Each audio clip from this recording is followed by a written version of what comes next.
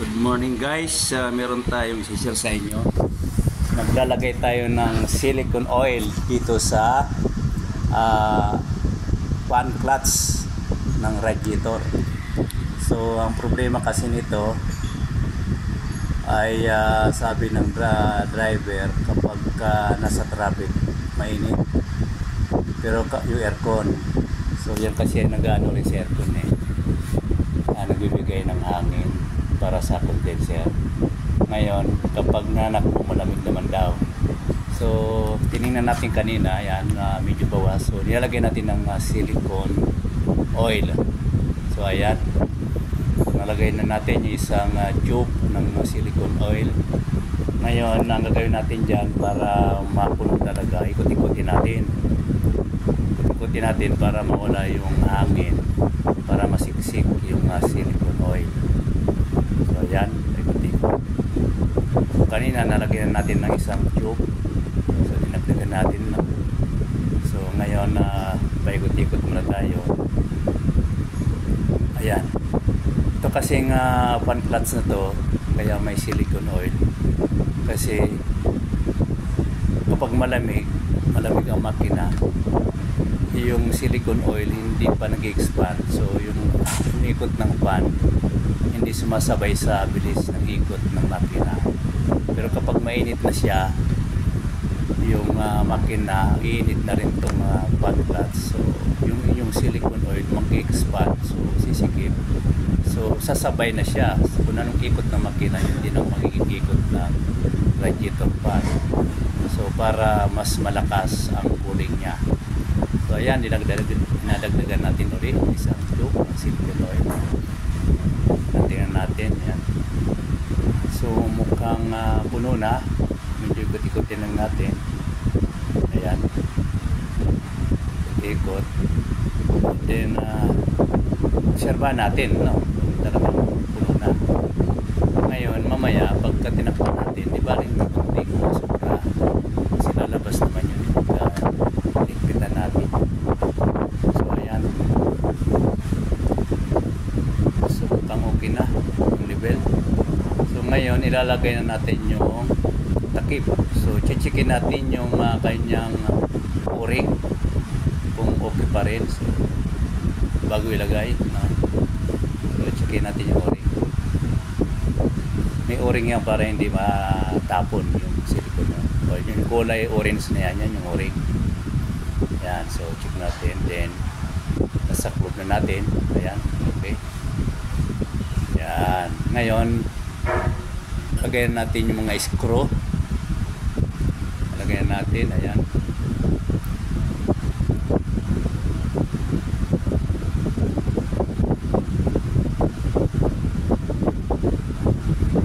Okay, so ayan, manual muna, pasok. So naka-cross para lapat pag higpit natin mamaya, lapat ang takip ng fan clutch. So ayan,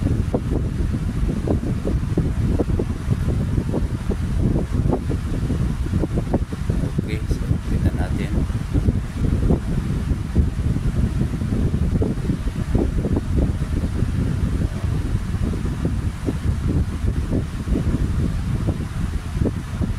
So gumamit tayo ng impact drive,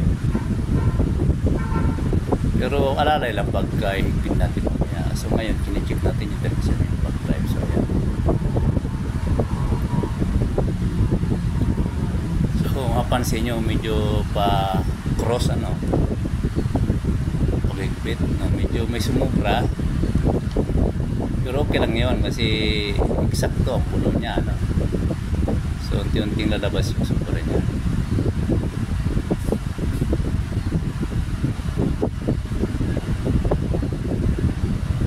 Okay, so ayan, kuha muna tayo ng pamunas kasi mapaw, so okay lang yun yung mapaw, basta wag lang ma-space yung o-ring. Ayan, nasa natin. Okay, ayan. Ngayon natin yan mamaya. Saka ilalagay na natin yung kanyang radiator fan. Ikakabit na natin yan bago natin ikabit doon sa makina.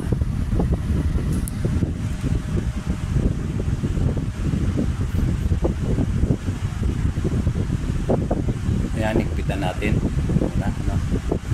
So gamit tayo ng impact drive, pero alala yan, no? Huwag masyado, no?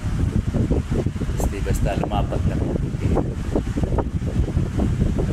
so yan yung impact drive. So yan, pag pinumpok mo yan, higpit yun. Ngayon, papakiramdaman mo. Huwag naman masyadong malakas ang kasi baka mabilog yung kanyang Philips.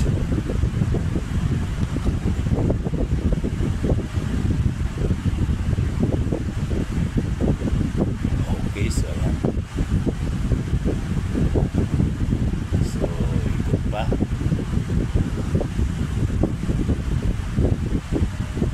So, okay na. Ngayon, punasan natin yung excess na silicone oil. So, punasan natin para malinis.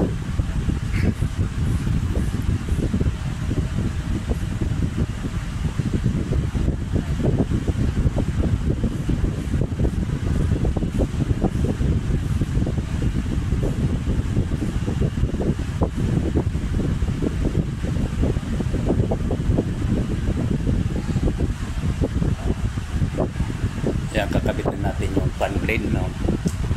So, ayan yun.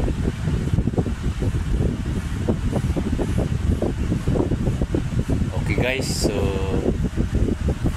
ang fan clutch po ay kapag malamig pa makina, medyo malambot pa ang kapit ng blade. Then kapag mainit na, masikip na, so sumasabay na siya sa ikot ng makina. Okay guys, so maraming salamat sa inyong panonood. Sana mag-subscribe kayo sa aking YouTube channel saka sa Facebook channel ko. So maraming salamat, sana meron kayo natutunan.